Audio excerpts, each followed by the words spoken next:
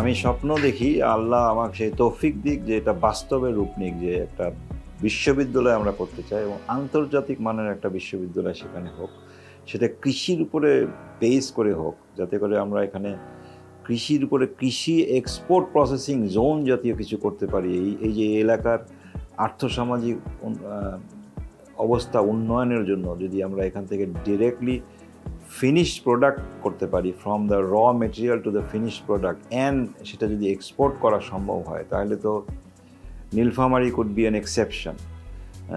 আমি চায়নায় দেখে এসেছি, সেখানে তারা তাদের একটা বিভিন্ন নামে তারা করে, বা দেখেছি যে একটা গ্রাম যেখানে 2015 সালে তাদের জিডিপি বা পার ক্যাপিটা ইনকাম সেই গ্রামের ছিল রাফলি অ্যারাউন্ড $500।